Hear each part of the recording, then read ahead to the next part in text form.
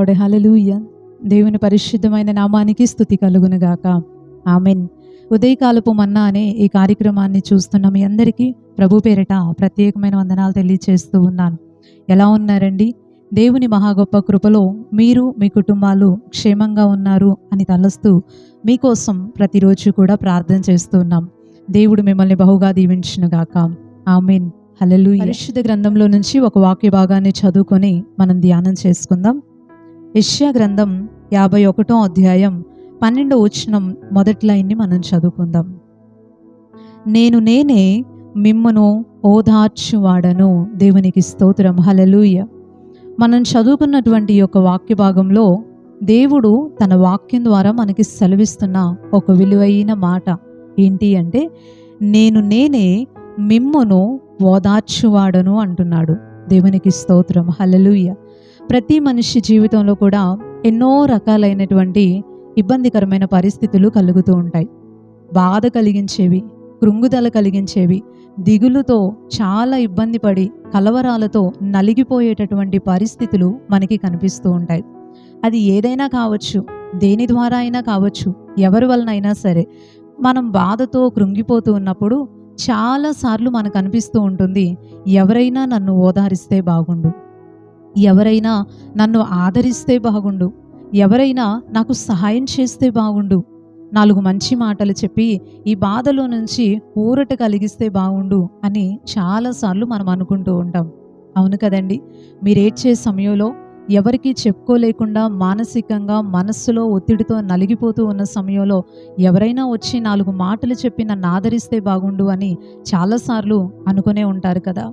అలాంటి సమయంలో ఎవరిని ఆదరణ దొరకనటువంటి సమయంలో, ఎవరి ఓదార్పు మనకు అందనటువంటి సమయంలో ఎవరైనా ఒక వ్యక్తి వచ్చి అలా ఎదురు చూస్తూ ఉన్నప్పుడు ఎవరైనా ఒక వ్యక్తి మనతో మాట్లాడి గనక మనల్ని బలపరిస్తే మన మనస్సు చాలా ఫ్రీ అయిపోతుంది కదా. దేవునికి స్తోత్రం. హల్లెలూయా.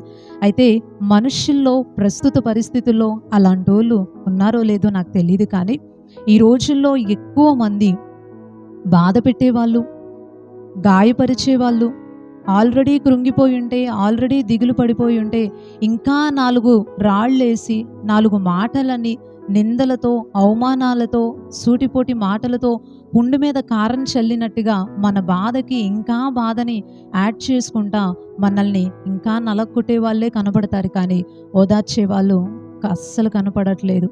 కనుమరుగైపోతూ ఉన్నారు. చాలా కష్టమైపోతుంది అలాంటి వాళ్ళని కనుక్కోవటం అనేది. కానీ మనుషులలో అలాంటి వాళ్ళు మనకి కనబడతారో లేదో, కానీ దేవుడు మాత్రం మనల్ని ఓదార్చటానికి, ఆదరించటానికి, బలపరచటానికి ఎప్పుడు కూడా మన వెన్నంటి ఉంటాడు. దేవునికి స్తోత్రం. హల్లెలూయా. ఆయన ఎల్లవేళలా మనతో ఉంటాడు, మనల్ని ధైర్యపరుస్తాడు. కృంగిపోతే దేవుడు మనల్ని లేవనెత్తుతాడు, దిగులు పడితే దేవుడు మనల్ని బలపరుస్తాడు. ఏడుస్తూ మనం ఎవరితో చెప్పుకోలేక మనోదుఖంతో లోపల మదన పడుతూ ఉంటే దేవుడు మనల్ని ఓదారుస్తాడు, ఆదరిస్తాడు, మాట్లాడతాడు, విడిచిపెట్టేయుడు. ఎన్నడూ విడువని దేవుడు, ఎప్పుడూ ఎడబాయినటువంటి దేవుడు ఎల్లవేళలా మనతోనే ఉండి, నేనున్నాను, ఏం పర్వాలేదు బిడ్డ, ధైర్యంగా ఉండు అని చెప్పి దేవుడు మనల్ని ధైర్యపరుస్తూ ఉంటాడు. మీకు ఎప్పుడైనా ఇలాంటి అనుభూతి కలిగిందా? నాకైతే చాలాసార్లు, అనేక సార్లు, లెక్క పెట్టలేనన్ని సార్లు దేవుడు ఓదారుస్తూ వచ్చాడు. దేవునికి స్తోత్రం. హల్లెలూయా. చాలామంది అనుకుంటూ ఉంటారు, ఎప్పుడూ హ్యాపీగానే ఉంటారు, వీళ్ళకి బాధలేమీ ఉండవేమో, ఎప్పుడూ నవ్వుతూనే ఉంటారు, ఎప్పుడూ హుందాగా తిరుగుతూనే ఉంటారు, ఎప్పుడూ మంచిగా బట్టలు కట్టుకుంటూ, మంచిగా భోజనం చేస్తూ, మంచిగా కారుల్లో ప్రయాణం చేస్తూ లగ్జరీ లైఫ్ అనుభవిస్తూ ఉంటారు, వీళ్ళకి అసలు బాధ అనేది ఉండదేమో అని చాలామంది అనుకుంటారు. ఎందుకు ఉండదండి? భూమి మీద మనిషిగా పిలువబడే ప్రతి ఒక్క వ్యక్తికి, ఉన్నవాళ్ళైనా లేని వాళ్ళైనా, ఎంత వాళ్ళు కలిగి ఉన్నా ఏమీ లేకుండా ఉన్నా సరే బాధలు మాత్రం ఖచ్చితంగా ఉంటాయి. అంతరంగంలో ఆ మనోదుఖాలు ఖచ్చితంగా కలుగుతూనే ఉంటాయి. మాకు కూడా అనిపిస్తూ ఉంటుంది, ఎవరైనా ఓదారిస్తే బాగుండు అని. కానీ దేవుడండి నమ్మదగినవాడు. ఆయన కొరత లేకుండా చేశాడు. ప్రతి కష్ట సమయంలో నేనున్నాను అంటూ దేవుడు మా దగ్గరికి వచ్చి అనేక మార్లు మమ్మల్ని ధైర్యపరుస్తూ మమ్మల్ని ముందుకు తీసుకువచ్చాడు. ఆయన ధైర్యపరిచి బలపరిచిన విధానమే ఈరోజు ఎల్లవేళలా ప్రతి నిమిషం ఎలాంటి ఇబ్బందికరమైన పరిస్థితుల్లోనైనా సరే సంతోషంగా ఉండటానికి ఆయనే కారణం. దేవునికి స్తోత్రం, హల్లెలూయా. చాలా అనుభవాలతో చెప్తూ ఉన్నాను. ఎవరు ఓదార్చే వాళ్ళు లేక కృంగిపోతూ బాధపడుతూ మీరున్నట్లయితే కనుక మీ పరిస్థితి ఏదైనా సరే, మీ యొక్క స్థితి ఏదైనా సరే, మీ అంతరంగంలో ఉన్న బాధకి కారణం ఏదైనా సరే, ఎవరు మనతో ఉన్నా లేకపోయినా సరే, నేను గ్యారంటీగా చెప్తాను, దేవుడు ఎల్లవేళలా మనతోనే ఉండి మనల్ని పట్టించుకుంటూ ఓదారుస్తూ ఆదరిస్తూ మనకి దేవుడు ఎంతో సహాయపడుతూ ఉన్నాడు. దేవునికి స్తోత్రం, హల్లెలూయా. అయితే ఈ ఉదయకాల సమయం ఒక మాట మిమ్మల్ని అడగాలి అనుకుంటున్నాను. ఇంత మంచి దేవుడు మనం ఆరాధించే ప్రభు అయిన యేసుక్రీస్తు వారు, ఈయన మీతో ఉన్నారా? ఇంత బాగా ఓదార్చి ధైర్యపరిచి ఆదరించేటటువంటి దేవుడు, ఎన్నడూ ఎప్పుడు ఎడబాయనటువంటి దేవుడు, నేనున్నాను అని చెప్పి ధైర్యపరిచేటటువంటి ఈ యేసయ్య మీతో ఉన్నాడా? ఇంకా కృంగుదల కలుగుతుంది అంటే, ఇంకా దిగులు కలుగుతుంది అంటే, ఇంకా మనం లోలోపల వేదన చెందుతూ కలవరంతో కృంగిపోతూ ఉన్నాము అనంటే దేవుడు ఉన్నాడు అనే నమ్మకం మనకి లేనట్టే కదా. పరిశుద్ధ గ్రంథం చాలా స్పష్టంగా మనకి తెలియచేస్తూ ఉంది. ఏమని అంటే, విశ్వసించువాడు కలవరపడడు అని. ఎవరైతే నమ్మిక ఉంచుతారో, ఎవరైతే దేవుణ్ణి సంపూర్ణంగా నమ్ముతారో వాళ్ళంట కలవరపడరంట. దేవుడు చెప్పాడు ఒకసారి శిష్యులతో, మీ హృదయాల్ని కలవరపడనివ్వకండి, వెరవనివ్వకండి, ఎందుకంటే నేను ఇంతకాలం మీతో ఉన్నాను, కానీ నా ప్లేస్లోనికి మిమ్మల్ని ఆదరించడానికి, మీకు సహాయం చేయటానికి, తోడుండడానికి, నడిపించడానికి నేను వెళ్ళి మీకోసం పరిశుద్ధాత్మని పంపిస్తున్నాను, కాబట్టి ధైర్యంగా ఉండండి, కలవరపడకండి అని దేవుడు తన శిష్యులకి చెప్పారు. నిజమే, దేవుడు కనుక మనతో ఉంటే మనకి ధైర్యం కలిగిద్ది, బాధ కలగదు, కృంగుదల కలగదు, కలవరం చెందదు. నేను ఒంటరిగా అయిపోయానే, నాతో మాట్లాడే వాళ్ళు లేరు, నన్ను ఎవరు ఓదార్చట్లేదు అనేటటువంటి భావన, ఆ బాధ, ఆ లోన్లీ ఫీలింగ్ అనేది కలగదు. దేవుడు మనతో ఉండాలి. ఈరోజు దేవుడు మీతో ఉన్నాడా? దేవుడు మీతో లేనట్లయితే కనుక, దేవుణ్ణి సంపూర్ణంగా నమ్మనట్లయితే కనుక ఇప్పుడే మోకరించి ప్రార్థన చేసుకోండి. ప్రభువా, నేను నిన్ను సంపూర్ణంగా నమ్ముతున్నాను, నువ్వు నాకు కావాలి. నువ్విచ్చే ఓదార్పు, నీ ద్వారా కలిగే ఆదరణ, నువ్వు బలపరిచే విధానం, నువ్వు ధైర్యపరిచేది అంతా కూడా నాకు కావాలి, నాకు సహాయం చేయండి అని దేవుణ్ణి అడగండి. దేవుణ్ణి నమ్ముకోండి, దేవుడు తోడుంటాడు. ఆయన ద్వారా కలిగే ఈ ఆశీర్వాదాలన్నీ కూడా దేవుడు పక్షపాతం చూపించకుండా, భేదాలు చూపించకుండా దేవుడు అందరికీ సమానంగా ఆయనని నమ్మిన వారందరికీ కూడా అనుగ్రహిస్తాడు. దేవునికి స్తోత్రం, హల్లెలూయా. అయితే చివరిగా ఈ మాటల్ని నేను ముగించబోయే ముందు ఒక మాట చెప్పాలనుకుంటున్నాను. ఎక్కడ ఒక మనిషికి ఆదరణ దొరుకుతుంది? దేవుడు ఎలా ఓదారుస్తాడు? డైరెక్ట్గా దిగొచ్చేసి మనల్ని ధైర్యపరుస్తాడా? ఎట్లా అని చాలా మందికి డౌట్ ఉంటుంది. పరిశుద్ధ గ్రంథం చాలా స్పష్టంగా మనకి తెలియచేస్తూ ఉంది. చూడండి, యెషయా గ్రంథం 66వ అధ్యాయం 13వ వచనంలో దేవుడు ఒక మాట ఇలా సెలవిస్తున్నాడు. ఏమనంటే, ఒకని తల్లి వానిని ఆదరించినట్లు నేను మిమ్మును ఆదరించెదను, యెరూషలేములోనే మీరు ఆదరించబడెదరు. దేవునికి స్తోత్రం, హల్లెలూయా. ఎక్కడ ఒక వ్యక్తి ఆదరించబడతారంటండి? యెరూషలేములో ఆదరించబడతారంట. దేవుడు ఎంతగా ఆదరిస్తాడు, ఒక మనిషిని ఎంతగా పట్టించుకొని ఓదారుస్తాడు అని అంటే, ఒక తల్లి ఎలాగైతే తన బిడ్డ విషయంలో ఆదరణ కలిగిస్తుందో, ఒక తల్లి ఎలాగైతే తన బిడ్డల్ని ఆదరిస్తుందో, అలాగ నేను మిమ్మల్ని ఆదరిస్తాను, తల్లిలాగా మీతో ఉండి మీకు ఆదరణని అనుగ్రహిస్తాను. అయితే ఈ ఆదరణ, నా ద్వారా కలిగే ఈ ఓదార్పు, ఈ ధైర్యం, ఈ భరోసా కలగాలి అంటే, ఆ కలవరం, దిగులు, కృంగుదలల నుంచి విడుదల పొందాలి అని అంటే అది ఎక్కడ దొరుకుతుంది అంటే యెరూషలేములో దొరుకుతుంది. దేవునికి స్తోత్రం, హల్లెలూయా. యెరూషలేములోనే మీరు ఆదరించబడతారు, ఇంకెక్కడ ఆదరణ దొరకదు.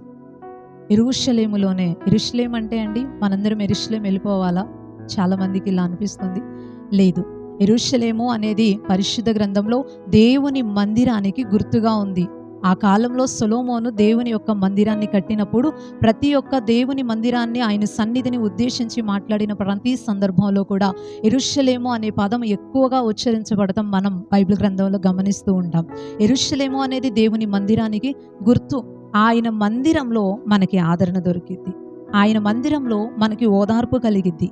కన్నీటితో ప్రభు పాదాల దగ్గరకు వచ్చిన ప్రతి ఒక్కరు, ఆయన సన్నిధిలో మోకాళ్ళేసి మందిరంలో అడుగుపెట్టిన ప్రతి ఒక్కరూ కూడా ఆదరించబడతారు, ఓదార్చబడతారు, ధైర్యపరచబడతారు. పరిశుద్ధ గ్రంథంలో చాలా మంది భక్తులు మనకు కనబడుతూ ఉంటారు. హన్నా అనబడే స్త్రీ గురించి మనం చాలాసార్లు మాట్లాడుకున్నాం. ఈ సందర్భాన్ని బట్టి ఆ స్త్రీని మనం ఒకసారి గుర్తు చేసుకోవాల్సి వస్తే, ఆ స్త్రీ చాలా మనోదుఃఖంతో బాధపడుతుంది. తనకున్న సమస్య ఎవరు తీర్చలేనిది. పిల్లలు లేక ఎంతో అల్లాడిపోతుంది. నలుగురు 4 రకాల మాటలతో, సూటిపోటి మాటలతో గుచ్చబడి పిల్లలు లేరు అనేటటువంటి బాధతో, వేదనతో లోలోపల కృంగిపోతూ ఉన్నటువంటి ఆ స్త్రీ దుఃఖానికి విడుదల, ఆదరణ దేవుని మందిరములో కలిగింది. దేవునికి స్తోత్రం, హల్లెలూయా. ఆ స్త్రీ వెంటనే చేసిన పనేంటి అంటే, ఆ బాధతో, ఆ దుఃఖంతో షిలోహులో ఉన్న దేవుని మందిరంలోనికి వెళ్ళి ప్రార్థన చేసుకొని తన హృదయాన్ని దేవుని మందిరంలో కుమ్మరించుకుంది. అక్కడ దేవుడు దైవజనుడి ద్వారా ఒక వాగ్దానాన్ని ఇచ్చి మరలా తిరిగి వచ్చే సమయానికి దేవుడు ఒక మంచి మగబిడ్డని, సమూయేలు లాంటి ఒక గొప్ప ప్రవక్తని హన్నాకి దేవుడు అనుగ్రహించాడు. ఈ ఉదయకాల సమయం దేవుని మాటల్ని ఆధారంగా చేసుకొని ఒక మంచి మాటని తెలియచేస్తున్నాను. మీకు ఆదరణ కావాలి అంటే, ఓదార్పు కావాలి అంటే, దేవుని ద్వారా కలిగే ఆ ధైర్యం కావాలి అంటే, ఆ కలత, ఆ దిగులు, చింతల నుంచి విడుదల కావాలి అంటే యేసయ్యని నమ్ముకోండి. రెండోది, దేవుని మందిరంలోనికి రండి. అక్కడే ఆదరణ దొరుకుతుంది. అక్కడ దేవుని మాటలున్నాయి. ధైర్యపరిచేటటువంటి దైవజనుడు ఉన్నాడు.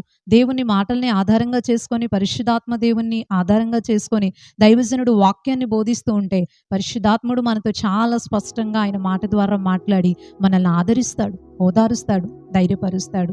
మందిరానికి ఎందుకు రాకూడదు? యేసయ్యని ఎందుకు నమ్ముకోకూడదు? ఒకసారి ఆలోచించండి. దేవుడు మనల్ని ఓదారుస్తాడు, ఆదరిస్తాడు. ఆ దేవుని దగ్గరికి వద్దాం. దేవుని ద్వారా కలిగేటటువంటి ఈ ఆశీర్వాదాలన్నీ కూడా పొందుకుందాం. దేవుడి కొన్ని మాటలు దీవించును గాక. ఆమేన్. చిన్న ప్రార్థన చేసుకుందాం. పరిశుద్ధుడు అయిన తండ్రి, ప్రేమ కలిగిన ప్రభువా, ఈ ఉదయకాల సమయాన్ని బట్టి మిమ్మల్ని స్తుతిస్తూ ఉన్నాం. ఈ మంచి సమయంలో మీ లేఖనాల్లో నుంచి మాతో మీరు మాట్లాడినందుకు నీకు వందనాలయ్యా. మీరు మమ్మల్ని ఓదార్చే దేవుడు అని, ఆదరించే దేవుడు అని, మేము దిగులు పడినప్పుడు, కృంగిపోయినప్పుడు, వేదన చెంది కలవరాలతో నిండిపోయినప్పుడు మీరు మాకు విడుదల అనుగ్రహించి ధైర్యపరిచే దేవుడు అని, మమ్మల్ని ముందుకి నడిపించే దేవుడు అని మీరు మాతో మాట్లాడినందుకు నీకు స్తోత్రాలయ్యా.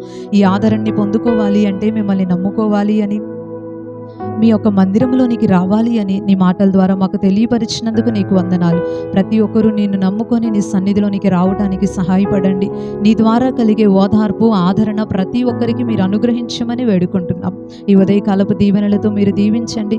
ప్రతి ఒక్కరి ప్రయాణంలో మీరు తోడుగుండండి. మా ప్రజలందరినీ మీరు కాచి కాపాడండి. క్షేమాన్ని దయచేయండి, ఆరోగ్యాన్ని దయచేయండి. పనుల్లో మీరు తోడుగా ఉండండి దేవా. ఎలాంటి కీడు, ప్రమాదాలు సంభవించకుండా సహాయపడండి.